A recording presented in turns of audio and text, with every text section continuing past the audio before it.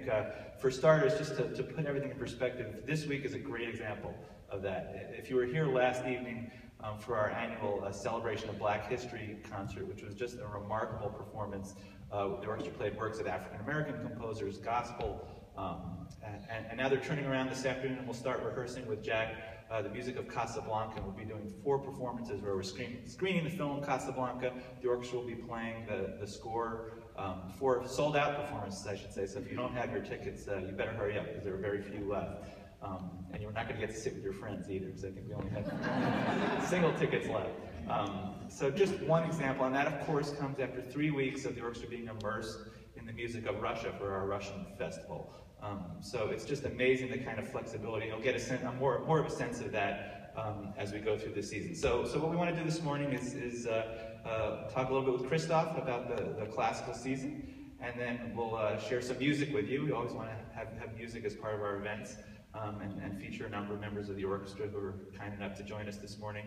And then we'll have Jack come up and talk a little bit about the pops, and then save time, of course, at the end if anybody has any questions for Jack or for Krzysztof. So, we get started? Great. Well, Krzysztof, let's, before we talk about the programs for the season, let's talk a little bit about your role as music director in planning a season. You know, when you do 18, 19 weeks of works and of programs in our classical season, it's a big puzzle to put together. And so talk a little bit about how you think about planning a season when we start with sort of a blank page. Yes, so I normally focus on 2 most important aspects. First one is it's important for me to make our programs diverse, so we can meet the expectations of our audiences, and therefore I'm trying to put the music from different eras written by different composers, and so this is one of the aspects. Second, and for me probably even more important, is to put the programs which are good for the growth of the orchestra and are important for our artistic development, also for my artistic development in communicating with the orchestra, since we know each other so much better. I think, you know, every season we can take one step forward in programming pieces that are more challenging and really requires very good communication. So for instance, I never ever dared to do any Mozart with the ISO, because I remember I was asked about why am I not conducting any Mozart, or because I just consider Mozart as probably one of the most difficult music. Well, I just always very much scared before I do it, and I normally never do it with any guest orchestras. So I said, when I find the orchestra who can really understand what my vision of the sound or the phrasing is, then I can do it, and I think the time has come. And so for next season, for the first time, I really look forward to perform Mozart G minor Symphony, which is the piece I love very much. I'm very excited that finally we can do it together. So basically these are 2 aspects. So one is mine and the orchestra growth for the greater artistic excellence, and the second one is to please our audiences. Great, thank you. Well, let's dive in and start talking about the season. Our opening night gala in September, which we've already announced, will be joined by our good friend Joshua Bell, and of course Time for 3 will be with us. Talk a little bit about the opening night program. So the idea is to focus on Romeo and Juliet theme. So we're going to present 2 pieces. One is written especially for Josh, and a suite for solo violin and orchestra from one of my favorite pieces, which is West Side Story by Leonard Bernstein. So this is a suite from West Side Story for solo violin and orchestra, and Prokofiev selections from Prokofiev's Romeo and Juliet. Great, so that should be a great night. I should add that our table sales are already available and are going, and we expect this concert to sell out. I'm going to be putting in the marketing plug every now and then. You've got to expect that. And actually, this season is actually going to start the week before our opening gala with our first classical week of the season, and this is where you'll bring your first Mozart symphony to Indianapolis with the Mozart 40th, the G minor symphony, and also the great pianist Emmanuel Ax will be with us to play the Emperor Concerto. And I know that Manny was here a couple of years ago, and we actually have a number of fantastic pianists, sort of eminent pianists on the season. This season, Andre Watts will be coming back, Derek Olson towards the end of the season, and Emmanuel Ax. Have you worked with Manny Ax before? No, this will be my first time, and I'm so excited about it because well, I remember when I get into classical music, one of the first, well, it was actually a stereo cassettes I bought was Beethoven Piano Concerti with Emmanuel Ax playing, and I just, well, it was really the thing on which I grew up, so I love it so much. And finally, well, having this opportunity to do it with him, well, it's like dream come true for me. So that'll be a really exciting program to kick off the season. And speaking about soloists, of course you have soloists who you've worked with many times and who you sort of connect with artistically, and we'll be bringing one of those back actually for a really big project this season, pianist Dejan Lazic, who will be with us to do both Brahms piano concertos. Talk a little bit about your relationship with Dejan. Well, with Dejan, we did already many projects together, and last season I did a similar project in Norway, in Trondheim, and I asked Dejan to put both Brahms piano concerti together. And well, the way he played it was just so amazing. You know, I consider him as one of the greatest pianists nowadays, and his sensitivity and his great talent is just outstanding. And I just think that our imagination of Brahms is very much alike, so we kind of understand each other so instantly.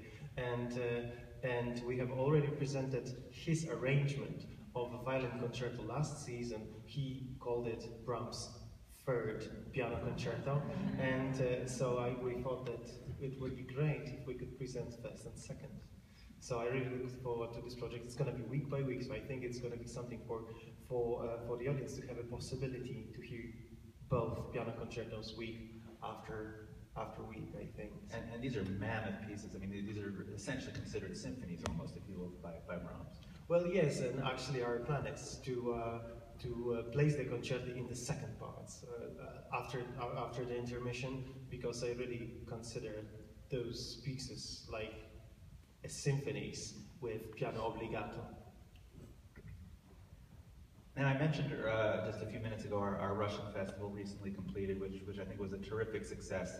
And in addition to the 3 weeks of programs sort of spanning the realm of Russian music, ending with what I just found to be sort of the shattering performances of Shostakovich Seventh, both here and up at the Palladium.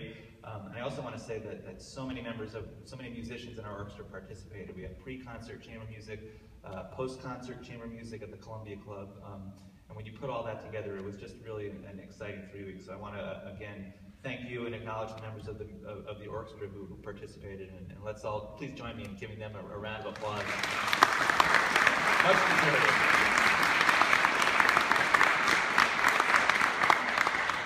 And so we're going to move on with our festival concept, and this coming season we won't be focusing on a country per se, but we're going to go intergalactic. Actually, why don't you talk about our festival plans?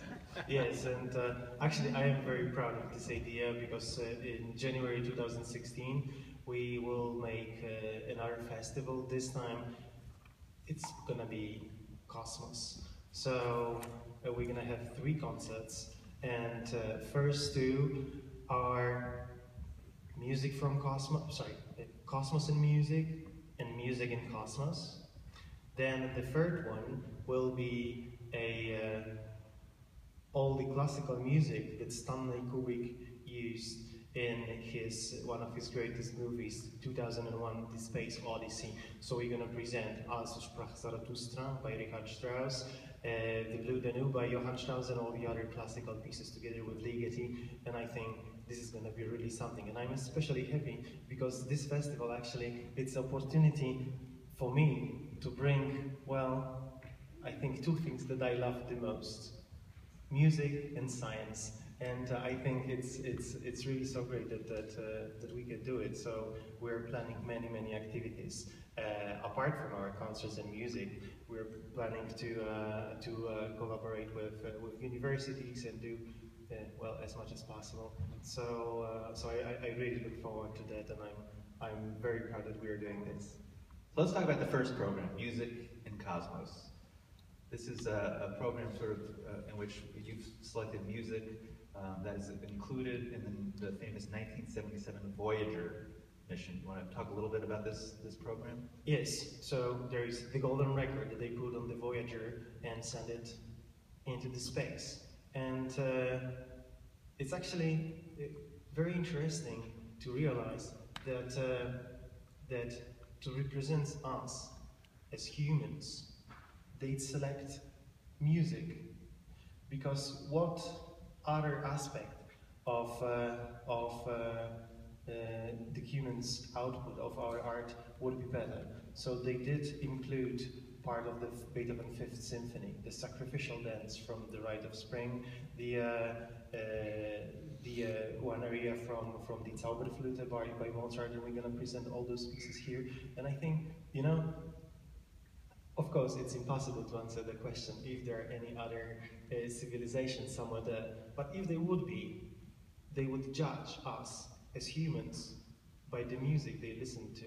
And I think we can be very proud, actually, of what is included on this golden record. So, well, it will be a great pleasure to present the music that represents us as humans. It's a fascinating concept, and reading about the Voyager. It was launched in 1977, and it is essentially a time capsule that's been launched into space. I've read that it's actually the farthest human-made objects from Earth ever now, and who knows where it's going to end up. In fact, when, a great quote from President Jimmy Carter at the time when it was launched: "This is a present from a small distant world, a token of our sounds, our science, our images, our music, our thoughts, and our feelings. We are attempting to survive our time so we may live into yours." And so just an amazing concept that this music is out there, and it'll be great to put it in perspective in the context of this festival. And then the next week is Cosmos in Music. Yes, so this is all the, not all, but the most representative classical pieces that are inspired by Cosmos. So it's Holst, The Planets, and we have Song to the Star by Wagner from Tannhäuser, and the concert will open with Metamorphosen by Hindemith. I'm sorry, not Metamorphosen, but the Harmony of the Welt. So the Harmony of the World by Hindemith. So all three pieces are inspired by cosmos, by stars, by astronomy. So. And we should say this program will be conducted by a frequent collaborator at the ISO, Jun Merkel, and then you come back for the final week for are you a big Kubrick fan? Well, yes, I have to tell you that 2001 Space Odyssey is one of the greatest movies or the greatest pieces of art I have ever seen, and especially that it combines both, well, great art and science. It's the piece I love very much. Very philosophical movie, but I simply love it. Great. Well, I think we've got the makings of a really exciting festival in January of 2016, and then as you come back in the spring for a few more programs, a program where you'll conduct Rachmaninoff's Second Piano Concerto with Philippe Bianconi, and then Shostakovich's 10th Symphony. Of course, just having finished the 7th, which was the first time the ISO had ever performed the 7th Symphony. Next season, you bring us the 10th. Yes, and well, it's not a secret that Shostakovich is one of my favorite composers. I found his music, well, very deep, very serious, but I just love to do it. And after this last week, when I enjoyed performing Shosti 7 with our great musicians, I just can't wait to do number 10 next season. And then to close the season, a breathtaking program with the great pianist Garrick Olson, Szymanowski, Fourth Symphony, the Symphony Concertante, which is for piano and orchestra, and then the brilliant Tchaikovsky Fourth, a really interesting program. Yes, and we open with Frédéric Chopin Grand Polonaise, then, as you said, the Fourth Symphony. And I'm not sure if the Fourth Symphony was ever performed by ISO. I think this might be the first ever performance. It is truly a masterpiece. And, well, Tchaikovsky 4 is everyone's favorite. And, well, I have never done it before, so I look very much forward to it. So really, again, I think as we go through these programs, you really do get a sense of the breadth and the diversity of programs that Krzysztof's put together. And we should say that in the interim weeks when Krzysztof is not with us, we also have, I think, a really interesting set of programs, of artists coming. We want to touch on some of those now.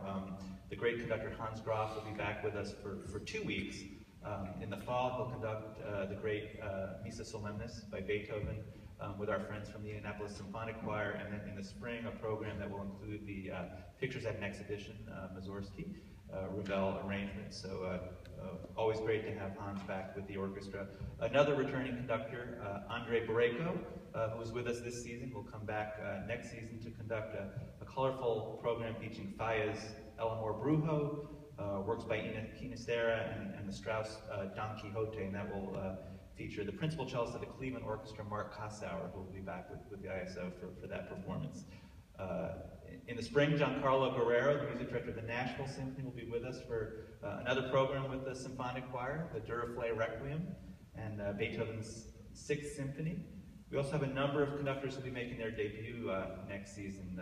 Alexander Shelley, who was newly appointed as the music director of the National Arts Center Orchestra in Canada, will be with us to conduct Mahler's Fourth Symphony. And then the young Finnish composer Santa Matthias Ruvali will conduct an all-Finnish program, including the Nielsen Fourth Symphony, which is really an amazing piece. In the Nielsen Fourth, you'll experience 2 sets of timpani who are actually dueling across the orchestra, really a remarkable piece.